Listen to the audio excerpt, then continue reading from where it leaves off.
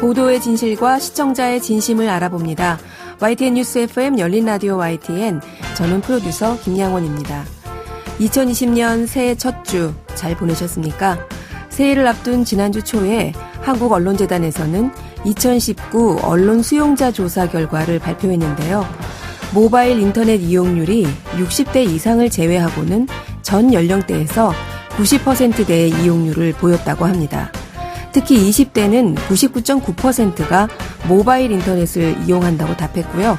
30대의 98.3%는 모바일 인터넷으로 뉴스를 이용하는 것으로 나타났습니다.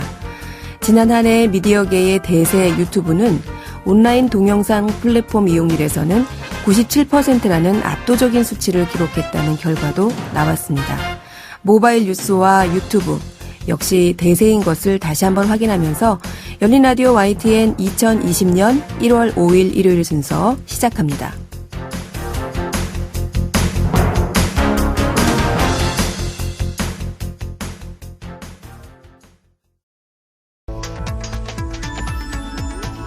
미디어가 전하는 이슈에 대한 다양한 분석과 팩트체크까지 바로 보고 뒤집어 보고 꼭꼭 씹어보기 위한 미디어 비평 프로그램 열린 라디오 YTN.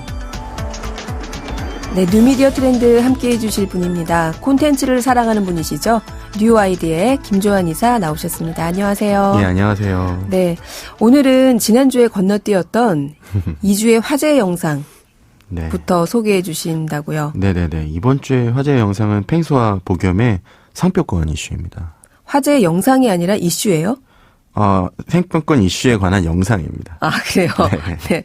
어디서 올린 영상이 이렇게 상표권 관련해서 이슈가 되고 있나요? 전혀 어색한 컨텐츠일 텐데요. 네. 이게 대한민국 특허청에서 올린 영상을 보겸이 원래는 영상 조회수가 별로 보통 100회 정도, 200회, 300회 정도밖에 그렇죠. 안 되는데 네.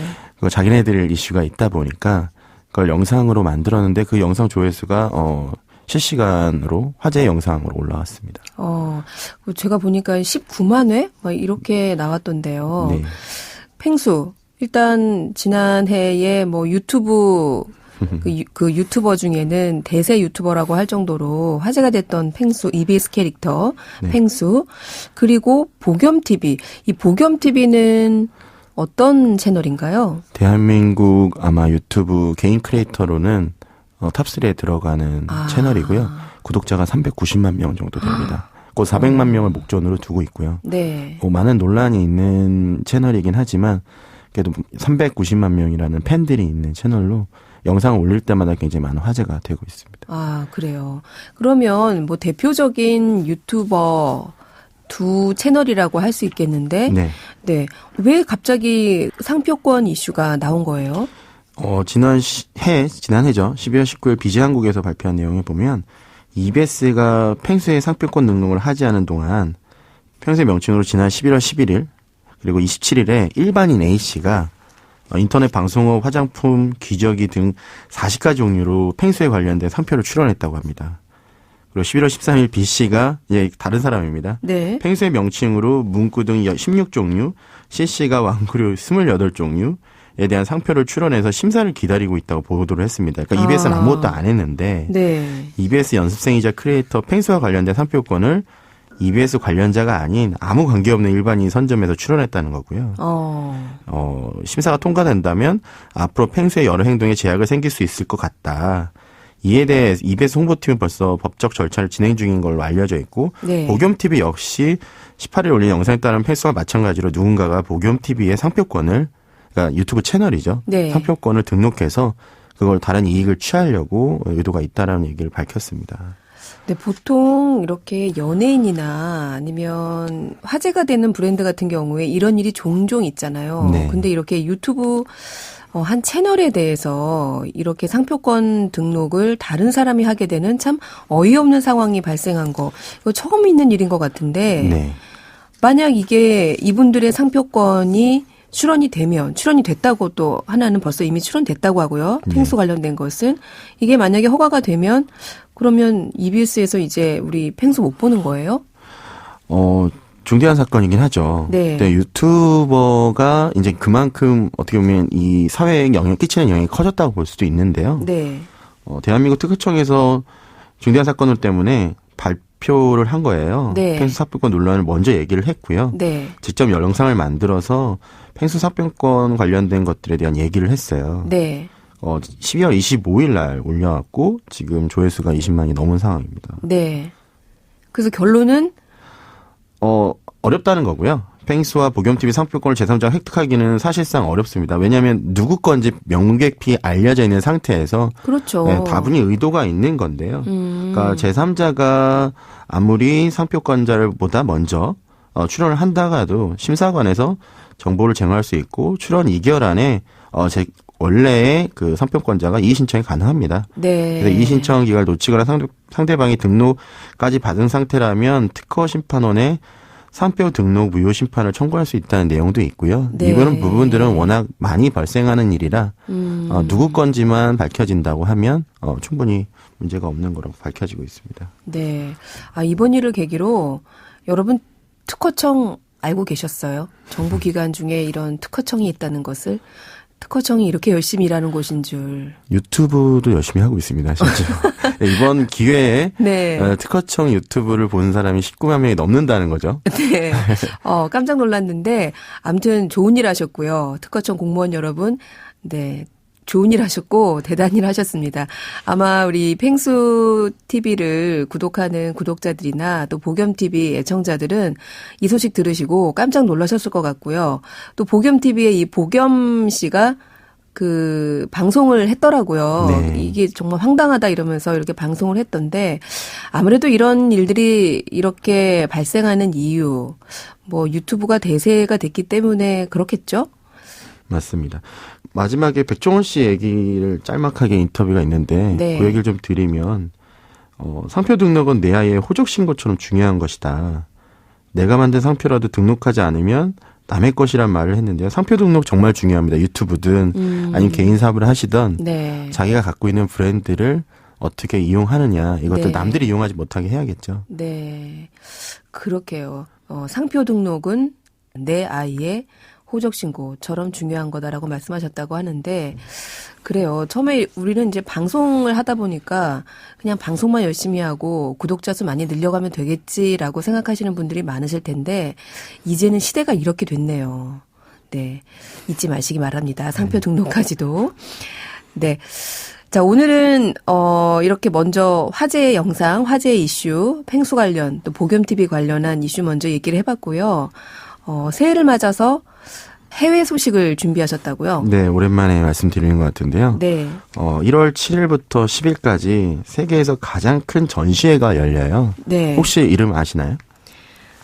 CES? 네, 그 컨슈머 일렉트로닉 쇼. 네, 쇼인데요. 네. 원래는 가전쇼로 시작을 했죠. 네. 근데 이제는 가전쇼를 넘어서 뭐 AI, 5G, 자동차, AR, VR, 로봇을 포함해 글로벌 기술 시장의 전 영역을 살펴볼 수 있는 세계에서 가장 큰 쇼고요. 네. 매년 그 전 시장에 들어오는 사람만 20만 명이 넘는 이제 많은 규모고 네. 라스베가스 일대 모든 호텔, 숙소가 마비가 되는 엄청나게 큰 규모의 쇼입니다. 그래서 뭐 대한민국의 모든 가전사나 아니면 뭐 통신사들 네. 아니면 뭐 다양한 회사들이 이제는 다 CES에 가고요. 그럼 뭐 말씀 들어보니까 뭐 전자, 통신, IT 뭐 그렇죠? 네. 이런 전 업종을 아울러서 뭐 여기 총출동하는군요. 뭐 작년에는 SM 엔터테인먼트에 이수만 회장이 참석한 걸로도 화제가 됐고요. 올해는 박원순 시장도 참석한다고 알려져 있고, 네. 뭐 저희도 가는데 저희도 사실은 미디어 회사인데도 불구하고 저희요? 저는 안 가는데요. 제가 갑니다. 네. 우리 김재환 이사도 여기 출장을 가신대요. 그래서 가시기 전에 한번 먼저 우리 프리뷰 형식으로 이 행사에 대해서 소개를 해 주시려고 하시는 것 같은데 좀 자세하게 설명을 해 주시죠. 네. CES는 뭐 말씀드렸던 건 국제전자제품 박람회지만 세계 최대 영향력 있는 기술 행사로 여기서 뭔가 발표하지 않으면 올 그 한 해에 농사를 좀 실패한다고 볼 수 있을 만큼. 그러니까 삼성전자나 LG전자 같은 경우도 매년 CES 그 오픈 전에 키노트 행사를 해서 올해 발표할 제품들이라든가 그다음에 올해 가장 자기들이 부각시켜야 될 어느 프로젝트를 홍보하고 하는 부분들을 굉장히 중점을 줘서 설명을 해요. 몇 시간에 걸쳐서 하고요. 그래서 이 CES를 얼마나 잘하느냐가 진짜 하나의 농사를 짓는다고 볼 수 있고 4,500개 이상의 참가 회사가 있고요. 그러니까 업계 리더만 1,100명 이상 그러니까 업계 최고의 리더들만 모이는 글로벌 행사로 발전을 했어요. 네. 이 행사에 물론 우리나라 기업들도 참여를 하겠죠? 네, 아까 말씀드렸듯이 1월 7일 CS 기조연설자로 삼성전자의 김현석 CE부분 대표이사가 시작을 합니다. 삼성이 CS 기조연설에 나서는 거는 거의 4년 만이거든요. 그래서 이번 전시에서 미국 내 개발팀이 주도해 놓은 AI 프로젝트 내용을 발표하고 그다음에 구체적인 내용 발표하지 않았지만 뭐 베젤 없는 TV라든지 그리고 최근에 이제 스마트 가전에 굉장히 또 인공지능 기술이 들어간 것들이 되게 화제가 되고 있는데 삼성복 셰프라는 주방 도우미 로봇이라든가 삼성복 클린 그러니까 청소 도우미 로봇이에요. 일상생활에 보조를 주는 AI 로봇들을 선보일 예정이라고 합니다. 특히 LG전자 같은 경우는 전시 부스의 3분의 1가량을 일상생활 속 AI 기술을 체험할 수 있는 곳으로 조성한다고 하고요. 최근에 화제가 됐던 게 냉장고에서 아예 그런 채소를 키울 수 있는 이런 냉장고, 새로운 냉장고도, 냉장고를 발표한다고 했습니다. 그래서 식당에서 사람 대신 로봇이 주문받고 요리를 한다면 설거지와 서빙을 도맡아 하는 모습도 볼 수 있을 거라 하고요. 그리고 SK그룹이 이번에 굉장히 큰 규모로 참석을 하고 현대차도 작년과 마찬가지로 참여할 예정입니다. AI 또 스마트 가전 관련된 것들을 이번 CES에서 삼성, LG, SK 또 자동차 쪽에선 현대차 이런 국내 굴지의 대기업들이 모두 참여를 하는 CES. 우리 미디어 쪽 그 기업들도 참여를 하겠죠. 미디어 쪽 트렌드는 어떤 것들이 혹시 예정돼 있을까요? 저도 이번에 그 키노트 스피치 명단을 보다가 깜짝 놀랐는데요. 퀴비라고 하는 그 드림웍스의 창업자이죠. 제프리 카잔버그가 만든 제작사인데요. 퀴비라는 서비스를 공개하면서 키노트를 하기로 했어요. 퀴비? 디즈니와 유니버셜, 알리바바 등 세계적 기업들이 작년에 개발하지도 않은 서비스에 1조 5천억 원 정도를 투자를 했습니다. 디즈니, 알리바바 이런 기업들이 이 퀴비에 투자를 했어요. 이 플랫폼이 벌써 뭐 광고 계약만 1억 달러를 했다고 하고요. 이게 틱톡이나 스냅챗처럼 짧은 동영상 기반의 프리미엄 콘텐츠를 볼 수 있는 OTT 서비스예요. 모바일에서만 볼 수 있고요. 그래서 세로형이라든가 가로형, 그래도 5분이나 10분을 넘지 않는 짧은 영상 위주로 보는 서비스인데 이걸 전 세계에 알리기 위해서 CES 기조연설자로 나선 것입니다. 그 서비스도 공개 안 했는데 이렇게 어마어마한 자금들이 몰려들었고 또 광고까지 벌써 광고 물량도 계약이 끝났고 이전에도 틱톡 소개해 주시면서 그 짧은 동영상 컨텐츠들이 앞으로 대세가 될 거다 이런 말씀 해주셨었고 또 유튜브를 통해서 저희 지상파 텔레비전 프로그램들도 뭐 이렇게 짧은 예능 프로그램을 만들어서 올리는 이런 경향들을 소개해 주셨었는데 이렇게 짧은 컨텐츠가 앞으로도 계속 되겠다. 퀴비 같은 경우는 더 좀 프리미엄 컨텐츠라고 제가 언급을 드렸는데 TV나 영화에서 볼 수 있는 컨텐츠를 굉장히 짧게 만드는 거예요. 그래서 우리가 보는 유튜브나 이런 영상들처럼 그냥 단순히 짧게 만든 게 아니라 진짜 영화나 TV에서 볼 만한 영화들 짧게 만들면서 소비자의 시청 패턴을 바꾸겠다라는 거거든요. 그래서 퀴비에 조금이라도 적응을 하면 TV나 영화를 보게 되면 굉장히 지루하거나 보기 힘든 컨텐츠로 느껴지게 만드는 그렇게 해서 결국에는 퀴비라는 것이 어떻게 보면 70년대에 HBO가 나와서 이 시대를 뭐 이제 유료 방송이라는 걸 또 뭐 알렸다면 또 2010년대에 넷플릭스가 OTT라는 시장을 열었잖아요. 2020년엔 퀴비가 이런 쇼폰 프리미엄 플랫폼을 열어서 시장을 열어서 소비자의 어떤 시청 패턴을 싹 바꿔보겠다 이런 무시무시한 전략을 좀 가지고 있습니다. 근데 결과는 어떻게 될지는 이번에 키노트를 보면서 알 수 있을 것 같아요. 숏폼 프리미엄 콘텐츠. 참 낯설기도 하고요. 우리가 보통 영화관에 가면 영화 2시간 정도 보잖아요. 네. TV 프로그램들도 보통 50분에서 1시간 정도, 50분에서 60분 정도의 콘텐츠들이 대세였는데 이걸 5분 이내 1분에서 5분짜리의 짧은 콘텐츠로 만든다.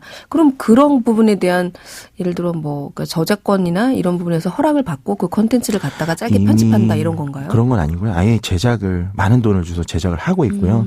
영화 감독이라든가 유명 영화 배우들이 코미디언들 다 이미 참여해서 이제 우리한테 잘 알려진 길레르모 델 토로라든가 아니면 블랙팬서로 유명한 배우라든지 네. 아니면 코미디언들도 스탠딩에 잘하는 코미디언들도 그 5분 10분짜리에 막대한 돈을 투자해서 지금 콘텐츠를 제작하고 있고 이미 40여 편 콘텐츠들이 이제 출격 대기 중입니다. 네. 한국 카카오죠. 카카오에서 준비 중인 톡TV도 네. 이런 퀴비의 어떤 비즈니스 모델을 벤치마킹했다는 소문도 있습니다. 아, 톡TV에서도 네. 네, 김주환 이사님 여기 CES 가신다고 했는데 오늘 일요일인데 언제 출국하세요? 저 월요일 날 저녁에 출발합니다. 아, 내일 바로 가시는군요. 잘 다녀오시고요. 이런 또 혁신적인 트렌드들을 접해보시고 다녀오셔서 저희 프로그램에서 또 자세하게 소개해 주시기 바랍니다.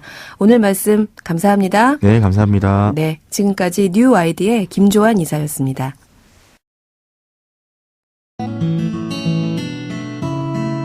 진실을 전합니다. 진심을 다합니다. 시청자 여러분의 목소리에 귀 기울이는 YTN 뉴스 FM, 열린 라디오 YTN. 토요일과 일요일 저녁 8시 20분에 방송됩니다. 한 주간 YTN 라디오에서 방송된 프로그램들을 모니터링하고 평가해보는 시간입니다. 오늘은 김덕연 시청자평가원 나오셨습니다. 안녕하세요. 안녕하세요. 네, 이번 주에는 어떤 프로그램 함께 살펴볼까요? 이번에 살펴볼 프로그램은 토요일 오후에 청취자를 찾아가는 I Love 풋볼입니다. 축구 전문을 표방하며 2018년 12월에 첫 선을 보였는데요. 지난달에 어느덧 만 1년을 맞은 이 프로그램에 대해 살펴볼까 합니다. 네, 이 프로그램이 벌써 1년이 됐군요. 토요일 오후에 방송되는 I Love 풋볼, 이 프로그램 어떻게 들으셨습니까? 프로그램 분위기를 압축하면 유쾌한 축구 이야기, 이 정도로 정리할 수 있지 않을까 합니다. 유쾌함이란 말이 먼저 떠오를 만큼 이 프로그램은 축구 이야기를 밝고 경쾌하게 풀어나갑니다. 진행자는 축구 마니아를 자처하는 최형진 아나운서인데요. 진행자가 즐기면서 이 방송을 하고 있구나라는 생각이 들게 만드는 장면을 방송에서 심심찮게 접할 수 있습니다. 그에 더해 주요 출연자들도 진행자와 더불어 프로그램을 유쾌, 상쾌, 발랄하게 만드는데 큰 역할을 하고 있습니다. 축구 팬이라면 알 법한 용어 중 하나로 티키타카라는 것이 있습니다. 짧은 패스를 빠르게 주고받으며 경기를 풀어가는 축구 전술을 가리키는데요. 티키타카를 생각나게 할 만큼 프로그램 진행자와 출연자들은 호흡이 잘 맞는 모습을 보여줬습니다. 네, 최형진 아나운서가 맞습니다. 축구 매니아고요. 이 프로그램 그 진행자와 출연자들 간의 호흡을 저도 방송을 들으면서 참 죽이 잘 맞는다. 네, 이렇게 느꼈는데 그렇다면 프로그램 내용적인 측면은 어땠습니까? 그간 방송된 주요 내용을 몇 가지로 나눠볼 수 있습니다. 첫 번째는 A매치, 즉 국가대표팀 경기 관련 소식입니다. 2019년에 성인 남자 국가대표팀은 아시안컵 대회와 월드컵 예선전을 치렀습니다. 그리고 U20, 즉 20세 이하 월드컵과 여자 월드컵 대회도 열렸습니다. 청취자들은 I Love 풋볼에서 이 대회들에 대한 이런저런 소식을 접할 수 있었습니다. 네. 두 번째는 해외 축구 소식인데요. 무엇보다 손흥민, 이강인 등 해외에서 활약하는 한국 축구인들 소식이 큰 비중을 차지합니다. 한국 선수가 포함되지 않은 경기라고 하더라도 국내에서 상당한 관심을 모으는 챔피언스 리그를 비롯한 유럽 축구, 그에 더해 코파 아메리카 같은 국제 축구 대회도 이 프로그램에서 비중 있게 다뤄졌습니다. 세 번째는 K리그를 중심으로 한 국내 축구 소식입니다. 이처럼 I Love 풋볼은 축구계에서 전개된 주요 사안들과 관련해 뒤처지지 않고 잘 따라가면서 축구 프로그램에서 어느 정도 자리를 잡았다고 봐도 무리가 없을 것입니다. 네, A매치, 또 손흥민, 이강인 등 해외 축구 소식, 그리고 K리그까지. 제 생각에는 축구와 관련된 전반적인 내용을 잘 아우르고 있다, 이런 생각이 드는데 어떤 점이 아쉬우셨어요? 네, 그러니까 아쉬운 점은 프로그램의 소재의 범위와 관련된 것입니다. 네. 프로그램 소재는 남자 대표팀의 A매치 위주 구성을 한 축으로 하고 몇몇 해외파 남자 선수 및 그들이 뛰는 유럽 리그에 대한 집중 조명을 다른 한 축으로 한다고 할 수 있습니다. 네. 다른 소재들은 이 양대 축에 밀려 부수적인 위치에 머물러 있다고 볼 수 있습니다. 이런 형태는 팬 다수에게 익숙하다는 점에서 일정하게 안정감을 주는 면이 있습니다.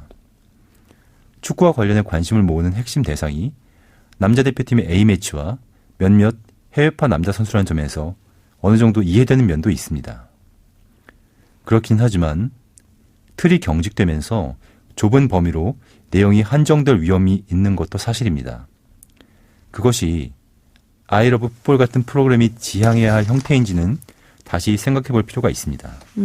이게 축구 전문 프로그램이니까 너무 대중적인 관심사만 집착하지 말고 좀 프로그램의 폭을 넓혀라, 이런 말씀이신가요? 네, 그렇습니다. 방향은 크게 두 가지인데요. 하나는 직업선수 및 그 경기와 관련된 부분입니다. 현실적으로 남자 대표팀의 A매치와 몇몇 해외파 남자 선수를 비중 있게 다루는 것을 한순간에 바꾸기는 어려울 것입니다. 그렇더라도 편중되지 않도록 비중을 조정할 필요는 분명히 있습니다. 국내 리그 소식과 해외파 중 그간 조명을 덜 받은 선수들에 대한 소식을 늘려 균형을 맞추는 것이 한 방법일 것입니다. 그리고 무엇보다 여자 축구의 비중을 과감하게 늘리는 것이 필요해 보입니다. 물론 아이 러브 풋볼은 여자 월드컵을 앞두고 여자 선수를 출연시키기도 하는 등 나름대로 이 문제에 신경 쓰는 모습을 보였습니다. 그렇지만 대표팀이 좋은 성적을 거두지 못한 채 여자 월드컵이 막을 내린 후에는 여자 축구 소식을 찾아보기 어렵게 되는 등 지난 1년여를 전반적으로 놓고 보면 프로그램에 아쉬운 면이 있었습니다. 그랬군요. 네, 다른 또 아쉬운 점은 어떤 게 있었을까요?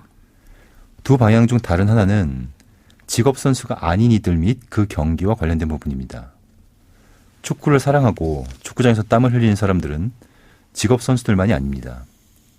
그런 사람들의 이야기를 축구 전문 프로그램에서 발굴하고 적극적으로 다뤄야 하지 않을까요? 이와 관련해 유소년 축구 또는 학생 축구 전반, 그리고 사회인 축구 동호회의 현실을 진단하고 개선책을 모색하는 고정 코너나 연중 기획을 생각해 볼 수 있습니다. 그에 더해 자신이 축구를 직접 하지 않더라도 축구와 깊은 인연을 맺고 살아가는 사람들, 예를 들면 함서에 가려 많은 이들에게는 보이지 않는 존재처럼 돼버린 축구장에서 일하는 사람들 이야기도 좋은 기획거리가 될 수 있을 것입니다. 네, 오늘은 YTN 라디오의 스포츠 프로그램이죠. I love 풋볼에 대한 모니터평을 들어봤는데요.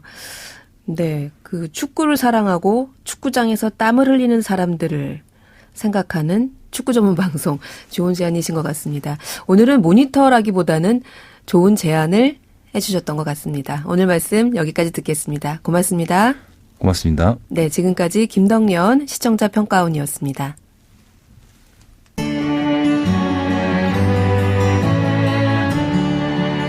더불어 사는 세상, 함께 살아가기 위한 공동체의 가치와 나눔의 의미를 생각해봅니다.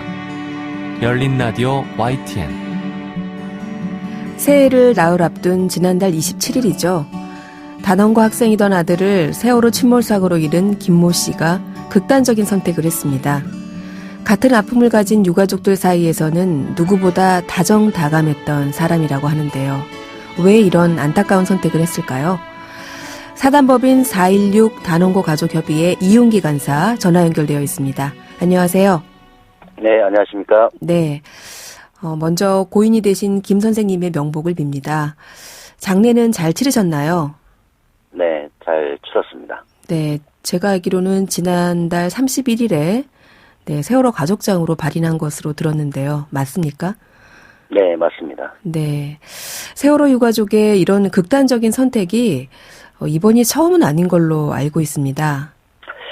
네, 한 2년 전인가 3년 전인가에 한 아버님이 그렇게 하셨어요. 네. 아, 그랬군요. 예. 이게 이번에 두 번째고요. 네. 그 세미트를 앞두고 이런 소식이 전해지면서 뭐 새삼스러운 질문입니다마는 이 세월호 그 유가족들 어떻게들 지내고 계신 건지 걱정을 많이 하셨는데요. 네. 어떻게들 지내고 계세요? 일단은 잘 지낸다고 하면은 그렇죠. 아닌 것 같죠. 그죠? 네. 이렇게 대형 사고를 겪은 그 유가족들을 이게 시스템적으로 관리를 하는 그런 그것을 이제 우리나라도 도입을 해야 되지 않나 그런 생각을 하고요. 좀 방치한다는 느낌을 가졌어요. 네. 상황인지라 정부에서도 이런 부분들을 고민할 때가 되지 않았나 그런 생각을 당사자 입장에서 해봅니다. 지금 말씀하신 어떤 시스템적인 그 유가족들이나 남아있는 사실 굉장한 트라우마잖아요. 이런 부분에 그렇죠. 대해서 네. 예, 우리 사회가 좀 시스템적으로 관리를 해야 되는 것이 아닌가라는 말씀을 아마 하셨을 것 같은데. 일단 국립 마음 건강센터라는 게 있어요. 국립 마음 건강센터. 건강센터요. 예, 그게 이제 바꿔 얘기해서 트라우마 센터인데. 네. 이제 명칭을 이제 국립 마음 건강센터로 이렇게 명칭을 정한 것이죠. 네. 그런데 이제 이런 말씀을 이제 시장님하고 나누는 과정에서. 네. 올해 이제 착공을 하기로 했던 것으로 제가 이제 알고 있었어요. 아, 그래요? 예, 근데 실제로 이제 모든 설문지라든가 기초적인 설계안이 나왔던 것으로 제가 이제 알고 있고. 네. 그런데 이제 예산이 통과가 되는 과정에서. 네. 이 건립 사업비가 빠졌다고 그럽니다. 이번에 국회 연말에 있었던 국회 말씀하시나요? 예, 그렇습니다. 예, 일단은 그 사업비가 일단 책정이 안 됐다는 시장님 말씀을 제가 들었어요. 네. 그러니까 올해 착공하기로 했던 그것이 이제 계획이 무산된 거죠. 네. 일단은 그런 부분들이 이제 어떤 체계화되어 있는 트라우마 유형별로 이제 관리를 할 수 있는 그런 센터였는데. 네. 그것을 대체하는 이제 센터가 있어요. 지금 안산에. 네. 이렇게 온마음 센터라고. 네. 온마음 센터라고 유가족들을 정신적이나 육체적이나 이런 부분들을 케어해주는 그런 센터입니다. 네. 예, 경기도에서 예산이 한 40억 정도가 연간 내려온다고 그래요. 네. 그 예산을 가지고 이제 운용을 하는 곳인데. 네. 이 온마음 센터라는 곳에서 이게 프로그램화되고 시스템화된 그런 케어를 해주는 곳이 아니라. 네. 이제 상황에 따라서 이제 대응을 하는 그런 정도의 센터라고 보시면 될 것 같습니다. 기본적으로 가장 중요한 것은 이제 트라우마인데. 네. 이런 트라우마에 시달리는 가족들을 상담하는 그런 역할도 같이 하고 있어요. 네. 그런데 이제 거기에 이제 정신과 전문의가 이제 두 분이 상주를 하고 계신데. 네. 그 두 분 가지고는 전체적인 이제 관리가 잘 안 되는 것 같아요. 제가 봤을 때는. 제 개인적인 사견이기도 하지만은 전체적인 가족들 의견을 보더라도 관리가 안 된다. 네. 네, 그런 의견들이 많고 한 달치 약을 처방을 해줘요. 그리고 2주 후에 한번 만나고 2주 후에 못 만나면 이제 한 달 뒤에 만나는 것이죠. 네. 그럼 그때 처방을 해준 그 약들이. 네. 이제 정신과 약인데. 네. 우울증 치료제 이런 거나. 항우울제나. 신경 안정제나. 네. 저녁에 잠을 못 자면은 이제 잠을 잘 수 있도록 이제 수면제를 처방을 해주는 건데. 네. 여기에 이제 문제점이 발생을 하는 거예요. 과연 이렇게 한 달치를 처방을 해주고 그 처방을 받은 사람이 그 약을 받아가서 그 다음날 먹었는지. 네. 그 다음날 먹었는지. 한 달 뒤에 먹었는지. 이런 것들이 모니터링이 하나도 안 돼요. 하나도 안 되고 그러면 한꺼번에 그거를 진짜 극단적으로 생각할 수도 있는 그런 상황에서는 그걸 쓸 수도 있는. 네. 그러니까 전혀 관리가 안 된다고 저희들은 이제 거죠. 네. 이번에 돌아가신 분도 이제 저희하고 이제 가깝게 지내는 사람인데. 네. 이분 같은 경우도 신경안정제를 3-40알을 한 번에 먹었다는 거예요. 그러셨구나. 이 사고를 나기 전에 이제 그랬던 모양인데. 네. 근데 이분이 이제 그래도 잠이 안 와가지고. 네. 밤을 샜대요. 밤을 새고 아침에 이제 출근을 했는데 출근할 때 이제 운행 중에 그 약기운이 올라와서 어디에 이제 차를 딱 부딪힌 다음에 차를 정차를 했던 모양이에요. 네. 그리고 본인은 정신을 잃고. 네. 그래서 이제 경찰이 이제 병원에 이송하고 보니까 약에 취해서 이제 이렇게 그런 사고가 났던. 심리 상담이나 이런 부분들이 꾸준히 어떤 전담 의료진에 의해서 이루어질 필요가 있음에도 불구하고 아직까지 이런 부분들이 좀 미진하다. 아니 시스템이 되어 있지 않다. 네, 네, 이런 그렇습니다. 말씀을 네 하시는 것 같은데요. 네. 국립마음건강센터라고 하셨는데 이 치유센터 건립은 사실 문재인 대통령의 대선 공약이기도 했었는데 이게 네, 그렇습니다. 이게 올해 건립 예정이었는데 사업비 자체가 책정이 안 돼 있다. 이런 내용들은 사실 잘 보도가 되어 있지 않았던 것 같습니다. 보도가 안 되는 것이 이제 언론의 이제 세월호 문제가 이제 멀어졌다는 반증이기도 합니다. 네. 그런 부분들이. 네. 세월호가 이제 국민들의 마음속에서 멀어져서 그런 거겠지요라고 지금 말씀을 하셨어요. 네. 정말 그렇게 느끼세요? 그렇게 피부로 느끼고요. 네. 지금 세월호 가족들 내부나 이 관계되어 있는 정부 관계자나 네. 국회의원들 알고 있으면서 이제 후순위로 밀린다는 그런 생각을 지울 수가 없고요. 네. 네. 마지막으로 정치권 네. 말고요. 우리 시민들에게 세월호 유가족을 대표해서 한 말씀 해주신다면 어떤 게 있을까요? 세월호의 피로감이 이제 국민들 개개인에 많이 지금 들어가 있다는 생각을 또 저희들이 그런 걱정을 하고 있습니다. 근데 이제 자식을 잃은 사람들 입장에서는 자식을 가슴에 묻지만 네. 영원히 그것은 지워지지 않거든요. 네. 그런데 이제 큰 사안들이 해결되지 않고 이 문제들이 자꾸 불거지고 또 이번같이 또 이런 일들이 계속 반복적으로 이렇게 생기다 보니까 네. 아직 세월호 문제는 해결되지 않았습니다라고 시민들한테 말씀드리고 싶고 네. 세월호에 또 관심을 좀 가져주시고 이 세월호의 문제는 모든 분들이 자식을 키우시는 분들은 본인의 문제가 될 수도 있다는 것을 알고 계시고 네. 관심을 가져주셨으면 좋겠습니다. 네.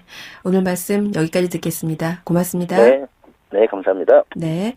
지금까지 사단법인 0416 단원고 가족협의회 이용기 간사였습니다. 열린라디오 YTN 1월 5일 일요일 순서 이제 마칠 시간입니다. 저희 프로그램은 YTN 라디오 홈페이지와 YTN 라디오 애플리케이션 예스 그리고 유튜브와 팟빵을 통해서도 다시 들으실 수 있습니다. 오늘 끝곡으로 에이브릴 라빈의 Knocking on Heaven's Door 준비했고요. 저는 다음 주 토요일 저녁 8시 20분에 다시 돌아오겠습니다. 지금까지 김양원이었습니다. 고맙습니다.